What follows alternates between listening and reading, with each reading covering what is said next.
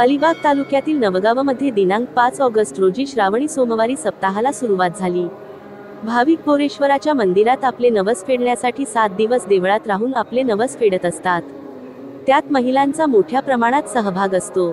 आठवडाभर बोरेश्वराच्या मंदिरात विविध भजन मंडळांच्या भजनाच्या मैफिलींचा सप्ताह असतो। ऐतिहासिक पार्श्वभूमी असलेल्या नवेदर नवगाव येथील श्री बोरेश्वर महाराजांच्या सप्ताहानंतर दुसऱ्या श्रावणी सोमवारी निघालेल्या श्री बोरेश्वर महाराजांच्या पालखीला भाविकांनी मोठ्या प्रमाणात उपस्थिती लावली होती।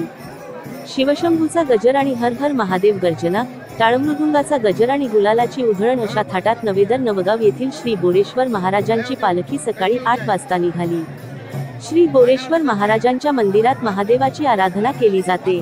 जागृत देवस्थान असणाऱ्या श्री बोरेश्वर महाराजांच्या दर्शनासाठी नव्हे तर एरवी देखील भाविक येत असतात। वर्षभर मंदिरात रोज आरती होत असते। आरतीसाठी गावातील पुरुष व महिला मोठ्या संख्येने उपस्थित असतात। श्रावण महिन्याच्या दुसऱ्या सोमवारी ही पालखी निघत असल्याने या पालखीला अनन्यसाधारण महत्त्व असून या पालखीला तालुक्यातील भाविकांनी आपली हजेरी लावली होती।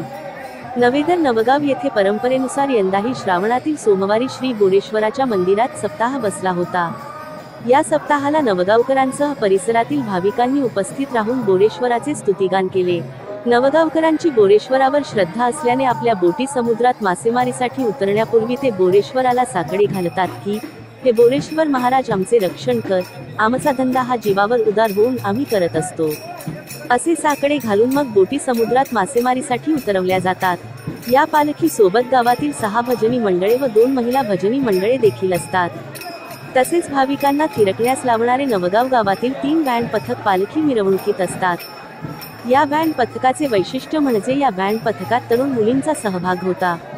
मुली सुद्धा आता चांगल्या प्रकारे बँड वाजवतात। मुलींचा बँड पथक बघण्यासाठी तालुक्यातून मोठ्या प्रमाणात गर्दी जमा झाली होती।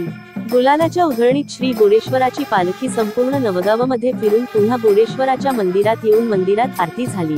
अशा प्रकारे श्री बोरेश्वर महाराजांचा पालखी सोहळा संपन्न झाला।